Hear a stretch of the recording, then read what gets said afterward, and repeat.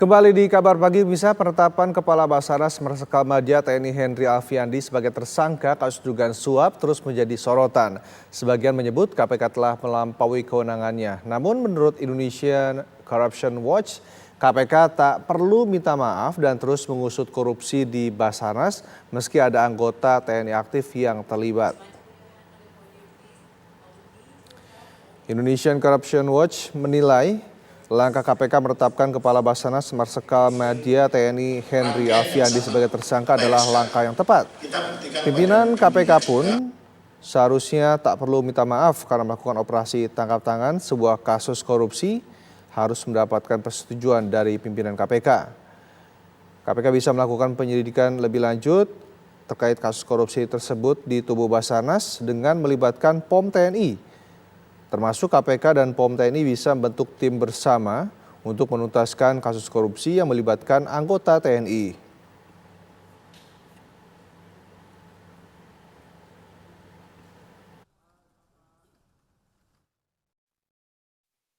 Karena satu, Pak Johanes Tanak itu pimpinan KPK, yang kedua Pak Johanes Tanak itu merupakan jaksa di Kejaksaan Agung, mestinya memahami apa yang tertuang dalam konteks bab koneksitas di dalam Kitab Undang-Undang Hukum Acara Pidana, bahwa nanti akan dibentuk tim bersama antara KPK dan peradilan dan institusi militer. Itu yang tertuang di dalam Kitab Undang-Undang Hukum Acara Pidana, bukan ujuk-ujuk langsung meminta maaf, langsung menyalahkan para penyelidik dan penyidik KPK.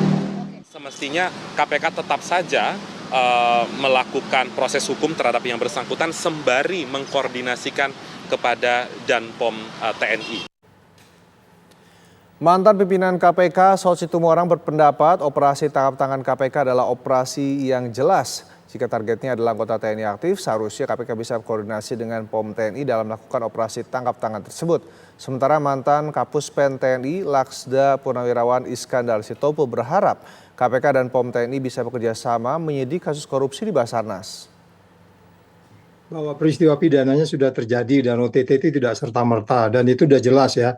By name, by address, by jabatan tuh siapa yang terkena di situ.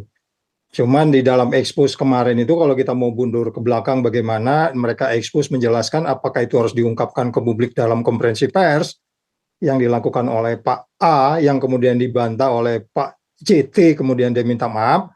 Ini satu sisi lagi persoalan Dewas harus turun untuk ngelihat ini kok bisa sampai begini gitu. Itu satu. Kalau kembali ke pertanyaannya Mbak tadi itu kalau memang kita kembali saya merefer kembali disampaikan oleh Bung Refli tadi, kalau bicara lex spesialis ya itu KPK yang tangani. Tapi kan jangan salah bahwa esensi yang utama itu adalah adanya keadilan bahwa orang yang melakukan tindak pidana korupsi harus diselesaikan. Makanya waktu AW101 helikopter itu kita nggak confused di situ apakah itu ditangani KPK atau enggak. Ya ini kan dasolen dasennya kan kita harus paham juga apa yang tertulis, apa yang terlaksana itu kan itulah makanya perlunya wisdom itu yang tidak ada di pimpinan KPK sekarang ini. Mereka bingung tanpa visi dan misi. Jadi semuanya berdiri di pada koridor yang sangat sempit. Kemudian nggak ada waktu untuk mempelajari undang-undang yang lain dan seterusnya sehingga kemudian terjadilah noise ini gitu. Kita harus besar dada dulu bahwa kita memang musuh kita itu adalah korupsi. Mau dia TNI, mau dia sipil, hajar saja. Nah, sekarang kembali tadi. Apa yang dibilang Pak Saud itu saya sangat sependapat. Ini hanya koneksitas saja dibuat kok. Jadi, jangan gara-gara ini korupsi itu bisa lupa. Atau begini, jangan gara-gara KPK tidak menangkap si oknum tadi ini, jadi tidak ketahuan semuanya. Nah, alangkah baiknya begini, kalau menurut saya alangkah baiknya begini. Tadi Pak Saud sudah mengatakan, dan ini sudah sering terjadi di mana-mana. Tadi helikopter, ada juga Bakamla, ini ada juga satelit sekarang, ya kan? Okay. Semuanya jalan lancar, nggak ada yang nggak lancar bisa. Pada saat KPK mau menangkap, it's okay. Saya tahu kok ini semuanya, ini kerahasiaan. Supaya jangan bocor kemana-mana.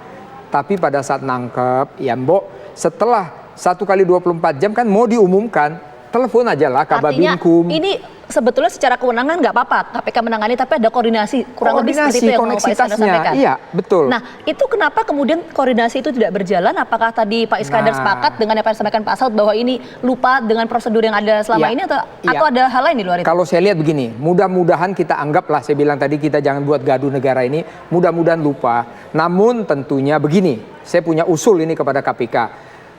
Jadi ada dua ini poin yang mau saya sampaikan. Pertama, kalau melanggar oke lah, minta maaf sih oke lah ya. Tapi yang saya takutkan tidak tahu aturan. Nah ini kalau tidak tahu aturan, alangkah sedihnya kita ini. Sebesar KPK, di situ ada Pak Firly, di situ ada semua yang jago-jago. Ya janganlah sampai begitu. Karena kalau tidak tahu aturan, ini sangat berbahaya. Ini sangat berbahaya.